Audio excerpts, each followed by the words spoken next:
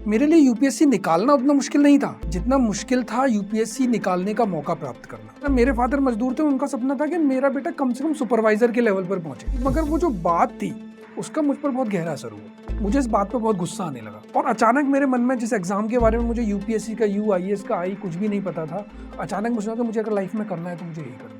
मैंने सिर्फ बातों के लिए सिर्फ अपने पिताजी से बात करी कि मैंने कहा कि मैं यूपीएससी करना चाहता हूँ, और ही वॉज वेरी शॉक्ड। जब प्री नहीं हुआ तब लगा कि यार अब तो गड़बड़ी हो गई। 15-20 दिन तक मुझे समझ नहीं आया। इस तरह की स्थिति थी और इस तरह की स्थिति में असमंजस में चल रहा था। दोपहर हो गई थी, 4 बजे मुझे एक फ़ोन आता है, घर से फ़ोन था। नमस्कार, मेरा नाम जितेंद्र पटेल है और मैंने 2015 का यूपीएससी का, जिसे रूरल एरिया में आईएएस का एग्ज़ाम भी कहते हैं, उसको क्लियर किया है। और अक्सर क्या होता है कि यूपीएससी की जर्नी जो लोगों की है वो स्टार्ट होती है दिल्ली आने के बाद। दिल्ली आने के बाद जब लोग मुखर्जी नगर या राजेंद्र नगर में छोटे छोटे पीजी लेते हैं, सुबह से रात तक की क्लासेस करते हैं, मैस का घटिया खाना, गर्लफ्रेंड, दोस्त सबसे कट जाते हैं, तब उनकी जर्नी स्टार्ट होती है। मेरी जर्नी थोड़ी डिफरेंट है। मेरी जर्नी स्टार्ट होती है उससे भी 10 साल पहले। मेरे लिए यूपीएससी निकालना उतना मुश्किल नहीं था जितना मुश्किल था यूपीएससी निकालने का मौका प्राप्त करना। मेरे लिए दिल्ली आना यूपीएससी निकालने से कहीं ज़्यादा मुश्किल काम था। मेरी जर्नी, जैसे मैं बताया, 10 साल पहले चालू होती है। 90 के दशक की बात है। मेरे पिताजी एक कपड़े की मिल में काम करते थे। 1000 से 1500 उनकी सैलरी थी। शहर के आउटर में 2 या 3 बीघा ज़मीन थी जिसमें शायद साल भर के गेहूँ हो जाते थे। मम्मी स्कूल कभी नहीं गई। घर में उनके पास 2-3 भैंसें थी जिससे वो थोड़ा एक्स्ट्रा इनकम कमा लेती थी और बच्चों के लिए पौष्टिक खाना हो जाता था। ये मेरा फैमिली बैकग्राउंड था और इस बैकग्राउंड के लोग अक्सर कभी भी यूपीएससी, आईएएस के बारे में सोचते नहीं, और मुझे भी यूपीएससी या आईएएस के बारे में कुछ पता नहीं था। जिस तरह से, मतलब, आप ये समझ लीजिए, कुएं के में जो एक मेढक होता है उसकी जितनी सोच होती है और वो जितना बाहर देख पाता है, उतने ही हमारे सपने थे। एक मजदूर का सपना होता है, जैसे एक कांस्टेबल का सपना होता है कि उसका बेटा इंस्पेक्टर बने, इंस्पेक्टर का सपना होता है कि उसका बेटा आईपीएस बने। उसी तरह मेरे फादर मजदूर थे, उनका सपना था कि मेरा बेटा कम से कम सुपरवाइजर के लेवल पर पहुंचे, एक इंजीनियर बने, जो इंजीनियर उसे हमेशा डांटते रहे होंगे या फिर गाइड करते रहे होंगे। तो उनका था कि मेरा बेटा कम से कम इंजीनियर बने, और उसी हिसाब से हमारे सपने थे। मेरा भी यही था कि मुझे इंजीनियर बनना है। और इन सब चीज़ों के बावजूद एक चीज़ बड़ी अच्छी थी उस दशक में, कि पढ़ाई बहुत सस्ती थी।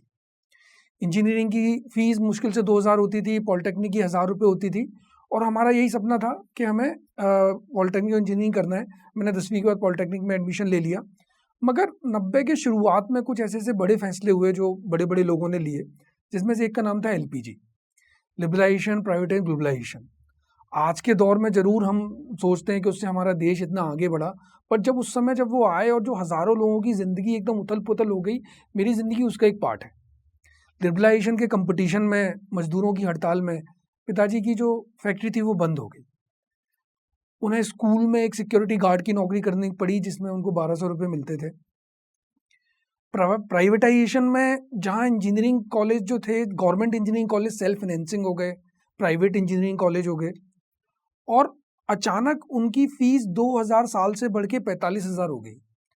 ये डबल नहीं है, ट्रिपल नहीं है, 4 गुना 5 गुना नहीं है, ये 20 गुना है, 20 गुना। तो जब हमारा सपना था, जब मेरा इंजीनियरिंग में 2001 में एडमिशन लेने का टाइम आया, जब मेरा डिप्लोमा खत्म हुआ, जो कि 1000 रुपये की फीस पे खत्म हो गया था, लेकिन इंजीनियरिंग पहुंचते पहुंचते वो फीस 45,000 रुपये हो गई थी साल की। मैंने अपने पिताजी से कहा कि पापा, मुझे इंजीनियरिंग करना है। तो पिताजी का, पहले की बात अलग थी, जब हमने सोचा था तब की बात अलग थी, अब सिचुएशन चेंज हो रखी है। तुम्हें पता है कि क्या बोलते हैं, मिल भी बंद हो गया है और मैं सिक्योरिटी गार्ड की 1200 रुपये की नौकरी करता हूँ, उसमें इतना पॉसिबल नहीं है कि इतनी फीस भरी जा सके। बचपन में जो आप सपने बहुत शुरू से देखते हो और जब वो आपको लगता है कि आपके सामने टूटने वाले हैं, तो उसका एहसास बहुत गहरा होता है, आप पर बहुत ही खतरनाक इम्पैक्ट होता है। और मैं इस बात को मानने को तैयार नहीं था कि मैं ये कर नहीं सकता। 1 महीने लड़ाई चली घर पर। उसी पीरियड में मेरा एक दोस्त था पॉलिटेक्निक का, उसने मुझे बताया कि एजुकेशन लोन मिलते हैं। मैंने घर पर बोला कि मैं एजुकेशन लोन लेने जा रहा हूँ। लोन की बात का असर बहुत गहरा हुआ मेरे घर वालों पर। जनरली जो किसान और मजदूर वर्ग का आदमी, उसे लोन से बहुत डर लगता है। लोन का मतलब उसके लिए लोन अंग्रेजी वाला लोन नहीं है, उसके लिए मतलब है कर्ज। उसको याद आता है वो मदर इंडिया का साहूकार, उसे याद आते हैं वो बैंक वाले, वो पुलिस वाले जो उसका घर, उसकी जमीन नीलाम करा देंगे और घर में कुछ बचेगा नहीं और वो सड़क पर आ जाएगा। तो वो जो थॉट प्रोसेस था वो उनके लिए बहुत ही डेंजरस था और वो उस बात से डर गए और उन्होंने मेरे से कहा कि नहीं, तो इतनी जिद पकड़े हुए है तो हम एक काम करते हैं, मैं अपनी कि सेल जो भी पैसा बचा है, जो मेरे पास सेविंग है, उनको लेके मैं तेरी फीस भर दूंगा, बट मैं उसके अलावा तुझे कुछ नहीं दे पाऊंगा। और उम्मीद से गाड़ी चल निकली, मगर वो जो बात थी उसका मुझ पर बहुत गहरा असर हुआ। मुझे इस बात पे बहुत गुस्सा आने लगा और मैंने अपने दोस्तों से पूछा कि यार ये मतलब इस तरह के फैसले लेता कौन है। तो मैं जो जानता था, एक दो लोगों को, मेरे क्लास का टॉपर था, उनसे डिस्कशन हुआ, उन्होंने मुझे बताया कि यार जो आईएएस लेवल के सीनियर अधिकारी होते हैं वो इन सब चीज़ों की एनालिसिस करते हैं कि देश में क्या होना है क्या नहीं होना है, और उसके सलाह पर जो हमारे पॉलिटिशियंस होते हैं वो ये फैसला लेते हैं और ये सारे फैसले वही लेते हैं। मुझे अचानक इतना गुस्सा आया, मुझे लगा कि ये जो बड़े लोग हैं, जो बड़े अधिकारी हैं, ये लोग कभी भी मतलब उस बॉटम ऑफ पिरामिड के बारे में सोचते नहीं हैं। तो मुझे लगा अगर मुझे कुछ करना है तो मुझे उसी जगह पहुंचना है जहां मैं जो बॉटम ऑफ पिरामिड के लोग हैं उनको रिप्रेजेंट करके उनका पॉइंट ऑफ व्यू दे सकूं। और अचानक मेरे मन में, जिस एग्जाम के बारे में मुझे यूपीएससी का, यूआईएएस का, आई कुछ भी नहीं पता था, अचानक मुझे लगा कि मुझे अगर लाइफ में करना है तो मुझे यही करना है। मैंने सिर्फ बातों के लिए सिर्फ अपने पिताजी से बात करी कि मैंने कहा कि मैं यूपीएससी करना चाहता हूँ, और ही वॉज वेरी शॉक्ड। उनको काटो तो खून नहीं, उनका एकदम मतलब उनके जो सपने थे, उनका जो मतलब लाइफ का जो उन्होंने सोचा था कि ऐसे ऐसी चीजें होंगी, वो सब कॉलेप्स हो गया।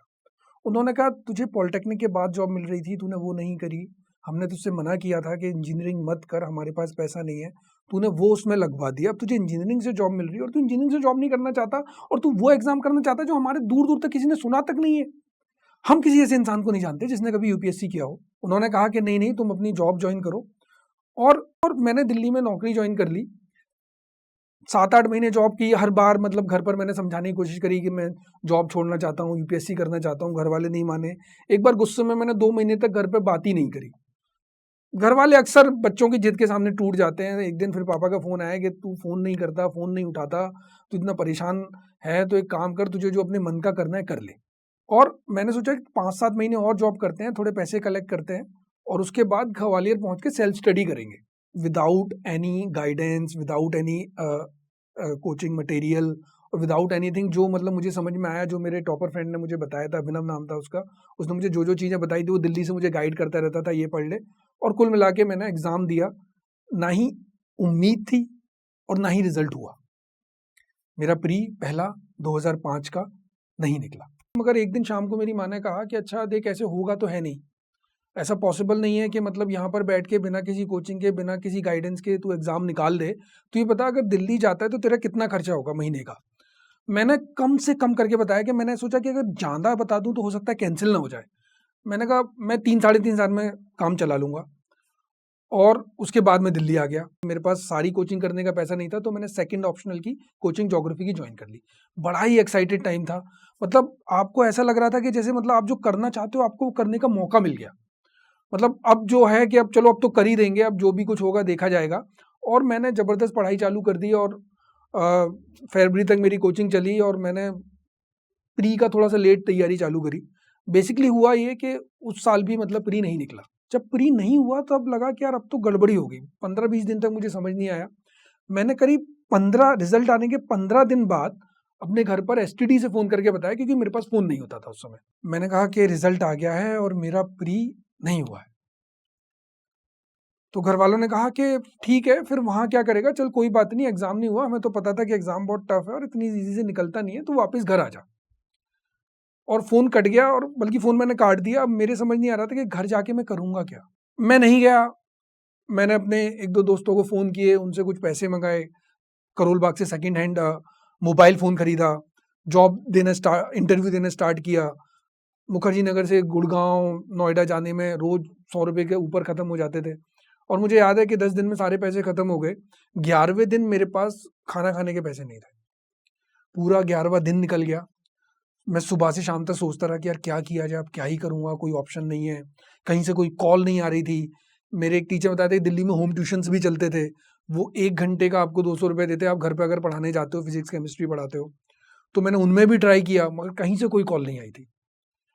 अब मैं पूरे दिन भर सोचता रहा क्या करूँ? उस दिन पूरा दिन निकल गया, अगले दिन की मॉर्निंग निकलना स्टार्ट हो गई, दोपहर हो गई और जब आपके पास कुछ नहीं हो मतलब आपने 2 महीने का रेंट नहीं दिया है, आपने 1 दिन से खाना नहीं खाया हुआ है, 1.5 दिन निकल गए हैं, तो आपको मतलब that's feel like very hopeless. आप ये समझो कि आपने मतलब पूरे दिन खाना नहीं खाया और ये जो सारी चीज़ें लगती है ना कि कई बार अब आप सुनते हो, मतलब मैं आज भी सोचता हूँ ना वो इतना खौफनाक मंज़र है कि मैं आज अगर लाइफ में अगर कुछ रिस्क वाला काम करता हूँ तो मुझे एक बार ये समझ में आता है कि मुझे उस दौर में नहीं पहुँचना है। मतलब मुझे कभी भी ना भगवान कभी वैसा दिन ना दिखाए, मुझे उस टाइम में नहीं पहुँचना है। तो वो पूरा दिन गुज़र गया, मैंने कुछ नहीं खाया। अगले दिन रात को सो गया, सुबह फिर उठा, फिर समझ नहीं आ रहा है कि आप करो क्या?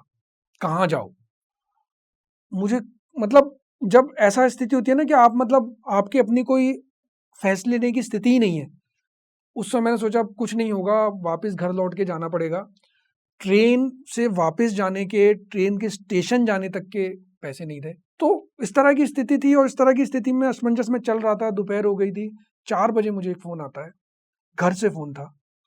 उसमें मेरी बहन ने फ़ोन किया कि तुझे क्या हुआ? तू घर क्यों नहीं आया? तुझे तो 10 दिन पहले बोला था, पैसे तो हमने तुझे भेजे नहीं है। तू घर क्यों नहीं आया? और तू वहाँ काम कैसे कर रहा है? क्या कर रहा है तू? और पापा बहुत परेशान है और उन्होंने अभी तेरे अकाउंट में 2,000 रुपए डाले हैं। वो उस दिन मेरे पास पैसे आए, मेरा शाम को खाने का जुगाड़ हुआ।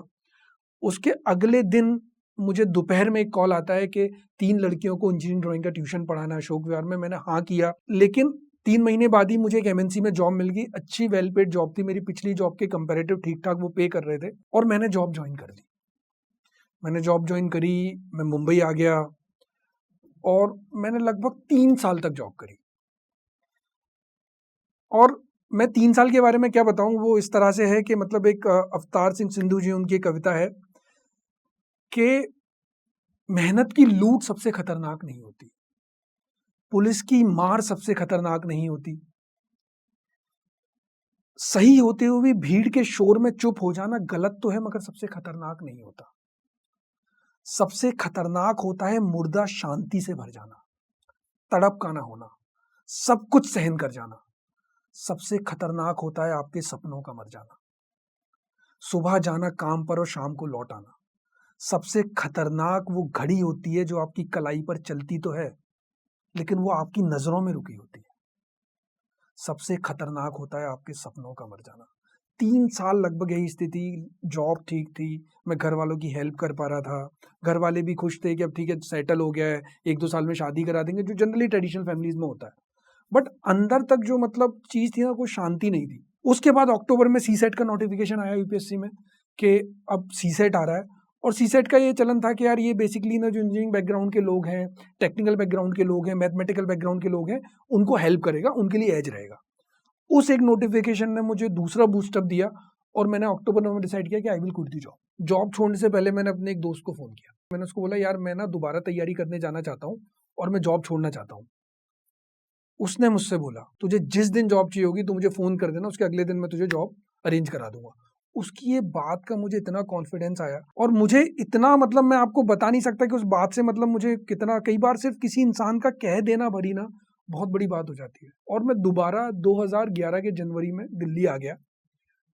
6 महीने बाद प्री का एग्जाम था, पिछले 2 में मेरा प्री निकला नहीं था, तो मैं प्री को लेके कॉन्शियस था, तो मैंने सीधा प्री की चालू करी। मैंने कहा पहले ये देखते हैं उसके बाद आगे देखेंगे और मेरा प्री निकल गया। पहली बार मेरा प्री निकला, I was very excited. Mains की कोई तैयारी नहीं थी क्योंकि जो एक ज्योग्राफी का ऑप्शनल पढ़ा था वो मैंने 3 साल पहले 2006 में पढ़ा था, सिर्फ कोचिंग करी थी, उसके पुराने नोट्स पड़े हुए थे। दूसरा वाला ऑप्शनल मैंने बिल्कुल नहीं पढ़ा था। प्री खत्म होने के बाद क्योंकि मेरा पेपर अच्छा गया था, रिजल्ट आने में तो 1 महीना रहता है, तो मेरा पेपर अच्छा गया था। मैंने सोचा कि जो पुराना ऑप्शनल है उसके नोट्स पढ़ लेते हैं और जो दूसरा ऑप्शनल है उसकी कोचिंग लगा लेते हैं। उसकी मैंने प्री मेंस के बीच में कोचिंग लगाई और मैंने अपना मेंस दिया 2011 का। जाहिर सी बात है ना तो उतनी तैयारी थी, ना ही उतना वक्त था, मेंस नहीं निकला। और मैंने उसके बाद 2012 का मेंस दिया। प्री तो फिर मेरा निकलता ही रहा, 2012 का भी प्री निकल गया। उसके बाद मैंने प्रॉपर पढ़ा और 2012 का मेंस दिया और मैंने 2013 का मेंस दिया। मेंस मेरा बहुत अच्छा गया। पहली बार मैंने सारे क्वेश्चंस अटेम्प्ट किए थे, मतलब 100%। तो मुझे लग रहा था कि यार इस बार तो मतलब हो ही जाएगा, मतलब अच्छी तरीके से। और 2013 के एग्जाम का 2014 में मेंस का रिजल्ट आता है। 2014 में मेंस का रिजल्ट आया और जैसे ही रिजल्ट आया पैरों के नीचे से ज़मीन खिसक गई। नहीं हुआ। मुझे समझ नहीं आया कि क्यों नहीं हुआ, क्योंकि इससे पहले के जो 2 मेरे मेंस थे, उनमें मैं कभी पूरे पेपर अटेम्प्ट नहीं कर पाया था, मेरे पे क्वेश्चन छूट जाते थे, या तो आता नहीं था या स्पीड की वजह से। बट इस बार मैंने अपना पूरा पेपर अटेम्प्ट किया था and I was very confident कि इस बार मेंस हो जाएगा, और मेरा मेंस नहीं हुआ। और उस समय तक मेरे सारे पैसे खत्म हो गए थे।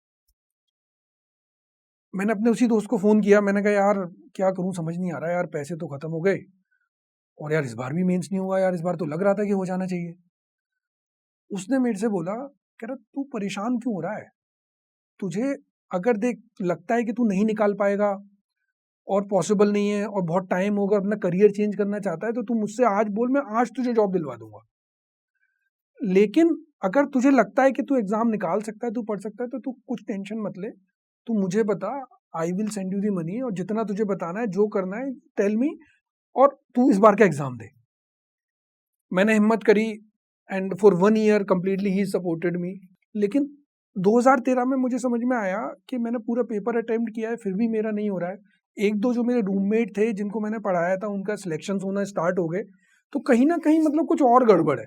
मुझे थोड़ा एहसास तो हो गया था कि मैं अपने आंसर लिखने में गड़बड़ कर रहा हूँ। मैं जितना अच्छा बोल रहा हूँ या मैं जितना अच्छा अपने दोस्तों को एक्सप्लेन कर रहा हूँ, वो मेरे आंसर में रिफ्लेक्ट नहीं होता है। तो कुल मिला के हुआ ये कि 2014 का भी मेरा मेंस फिर नहीं निकला। अब तक मैं 4 मेंस दे चुका था, मेरे 6 अटेम्प्ट हो गए थे। घर पर हालत खराब होने लगी। पापा, जब मैंने 2011 में दोबारा नौकरी छोड़ के तैयारी करी थी, तो पिताजी को समझ में आ गया था कि यार अब इसको रोकने का कोई फायदा नहीं है। तो उन्होंने मेरे को बोलना तो बंद कर दिया था, लेकिन उनके अंदर चीजें चलती थी। तो हुआ ये कि वो डिप्रेशन में जाने लग गए। तो इस माहौल में अब दोबारा मतलब तैयारी करना मेरे लिए पॉसिबल नहीं था। मैंने अपने उस बॉम्बे वाले दोस्त को फोन किया। वो हमेशा से बिजनेस करना चाहता था। He want to started a business. वो 2011-12 से बिजनेस करना चाहता था। उसने कंपनी भी रजिस्टर्ड करा ली थी, बट वो भी हिम्मत नहीं कर पा रहा था कि जॉब छोड़ के कैसे करे। मैं कि एक काम करते हैं कि तू जॉब नहीं छोड़ पा रहा है, मैं आ जाता हूँ बॉम्बे और मैं तेरी कंपनी में हेल्प करता हूँ। वहाँ रह के हमने क्या बोलते हैं बिजनेस, मैं उस कंपनी में मतलब बिजनेस स्टार्ट कर दिया। मैंने अपनी पढ़ाई चालू कर दी। सुबह वही शेड्यूल था, सुबह 5 से लेके क्या बोलते हैं 11 बजे तक मैं पढ़ता था। उसके बाद लोकल में निकलता था, न्यूज़पेपर में लोकल में पढ़ते हुए जाता था। और जो रिसेप्शंस पर जब मेरी मीटिंग होती थी, उस समय मैं अपना न्यूज़पेपर ख़त्म करता था। शाम को आके 1-2 घंटे और पढ़ता था। ज़्यादा मेरा क्या बोलते हैं, मैं इतना तो समझ गया था कि अब ज़्यादा पढ़ना नहीं है, टाइम ज़्यादा नहीं है। Only one thing which I did, I do 1 hour answer writing. जो मैंने पिछले अटेम्प्ट में जो सारी चीज़ें करी थी, मैं 1 घंटे रेगुलर घड़ी लगाकर आंसर राइटिंग करता था। उसका पता नहीं क्या ही इम्पैक्ट लगा और मैंने मेंस दिया। जनवरी में रिजल्ट आया और क्या बोलते हैं मतलब कि मेरा हो गया। एंड दैट वाज ए मतलब वेरी मतलब पहली बार मेरा मेंस हो गया। 27 अप्रैल को मेरा इंटरव्यू आया और मैं फिर बॉम्बे से 1 महीने की इंटरव्यू की तैयारी करने के लिए वापस क्या बोलते हैं दिल्ली आ गया। दिल्ली में आ गया, इंटरव्यू की तैयारी चलने लगी, ठीक-ठाक चलने लगी। इंटरव्यू का दिन आया। अब इंटरव्यू के दिन मैंने अपने फादर को बुलाया घर से, वो मेरे साथ इंटरव्यू देने के लिए गए। मैं इंटरव्यू देने वहाँ पहुँचा, हालाँकि मुझे लग रहा था मैं सारे डॉक्यूमेंट ले गया था। बट वहाँ पहुँचते ही पता लगा कि यार मेरे उसमें ओबीसी वाला सर्टिफिकेट तो मिल ही नहीं रहा है। मेरा ओबीसी का सर्टिफिकेट ही नहीं था क्या बोलते हैं मेरे बैग में। अब मैंने उनसे पूछा कि मैम ने बोला कि अगर आपको ओबीसी सर्टिफिकेट नहीं होगा तो या तो आपको अगली डेट दी जाएगी या फिर आप अगर मंगा लेते हो तो सेकंड हाफ में आपको दी जाएगी। अब इंटरव्यू इतना कॉम्प्लेक्स होता है, अगर अंदर बेंच को पता लगेगा कि ये अपना सर्टिफिकेट नहीं लेके आ पाए तो that would be very embarrassing situation, और हो सकता है आपको कोई मार्क्स भी ना दे। तो अब मैंने अंदर आपके पास फ़ोन भी नहीं होता, लेकिन मुझे अपने एक दोस्त का नंबर याद था। मैंने उसको फ़ोन किया वहाँ के एसटीडी से, मैम से पूछ के मैम एक फ़ोन कर सकता हूँ। मैंने उसको बोला प्लीज़ यार कि ना यार मेरा सर्टिफिकेट रह गया है। उससे भी कांटेक्ट नहीं हो पा रहा। दूसरे तीसरे दोस्त के थ्रू से कांटेक्ट हुआ, उसने मेरे घर का दरवाज़ा तोड़ा और सर्टिफिकेट निकाला और वो वापस आया और उसने वापस टाइम पर दे दिया। तो बाय चांस मेरा जो इंटरव्यू सेकंड हाफ में शिफ्ट होने वाला, तो फर्स्ट हाफ में ही हुआ। इंटरव्यू काफ़ी अच्छा गया। सुबह न्यूज़पेपर से 2-3 उन्होंने सवाल पूछे थे, कुछ मेरी जॉब से पूछे, जॉब मैंने अच्छे से की हुई थी, एवरीथिंग, और finally I able to select in the exam. This was my journey of UPSC. It's a little long journey और आई होप के दिस विल मोटिवेट यू। जो लोग हैं जिनके पास रिसोर्सेज कम हैं, जो लोग ज़्यादा डर जाते हैं कि हम कैसे करेंगे, अगर आपकी ईमान सच्चा है, अगर आपकी कोशिश सच्ची है, तो कहीं ना कहीं आपको मतलब सपोर्ट मिलेगा। आउट ऑफ वे जाके लोग आपके सपोर्ट में आएंगे, या आउट ऑफ वे जाके आपको जहाँ आपको उम्मीद नहीं है वहाँ आपकी हेल्प होगी, लेकिन आपको अपनी नीयत, अपनी ईमानदारी से अगर आप तैयारी करते हो तो एग्ज़ाम ऐसा नहीं है कि नहीं होता, एग्ज़ाम हो जाता है। और आखिरी में जोश यूपीएससी टीम की तरफ से आपके लिए एक मैसेज है, और मुझे उम्मीद है कि वो मैसेज आपकी तैयारी में आपकी बहुत मदद करेगा। हाय, मैं हूं doctor Khan, founder and director of KSG. मेरे बारे में जानने के बाद और मेरी कहानी सुनने के बाद जोश टॉक ने मुझे अप्रोच किया, और उसके बैकड्रॉप में आज एक मैं बहुत बड़ा अनाउंसमेंट करने वाला हूं आपके लिए। जोश टॉक ये मानते हैं कि उनके परिवार में बहुत सारे प्रतिभावान व्यक्ति हैं, बहुत सारे टैलेंटेड लोग हैं, और उनके पास देश में कुछ करने की बहुत बड़ी इच्छा शक्ति है, बट किसी वजह से, फाइनेंशियल कारणों से या कोई और ऐसी दिक्कत की वजह से, जिसकी वजह से वो उस गुणवत्ता के ट्रेनिंग और सपोर्ट को प्राप्त नहीं कर पाते हैं जो कि उन्हें उन सफलता के मुकाम तक ले जाएगी जहां पर वो देश की सेवा कर सकें। मैं मानता हूं कि देश के हर युवा में एक प्रतिभा है। जोश के माध्यम से आज मैं ये एक बड़ी अनाउंसमेंट करना चाहता हूं कि फाइनेंशियल इशू की वजह से अगर कोई स्टूडेंट अपनी प्रतिभा का प्रयोग नहीं कर पा रहा है तो वो दिक्कत आज के बाद नहीं रहेगी। आज आपको मैं जोश के माध्यम से ये बताना चाहता हूँ कि मैं बहुत बड़ी स्कॉलरशिप देना चाहता हूँ, और ये इंश्योर करूँगा कि अगर देश में कोई टैलेंटेड व्यक्ति है जो कि पढ़ना चाहता है, कोर्स करना चाहता है और सिविल सेवा में जाना चाहता है, उसको फाइनेंशियल इशू की वजह से रुकना नहीं पड़ेगा। और ये एक ऐसा मुकाम है, एक ऐसा अवसर है देश का, जब हम देश में गुजर रहे हैं अमृत काल से, we can always contribute to this beautiful India through these services। इसके बारे में, जो स्कॉलरशिप के बारे में डिटेल चाहिए, वो नीचे दिए गए लिंक में अवेलेबल हैं, एंड हम साथ मिलकर आगे बढ़ते हैं।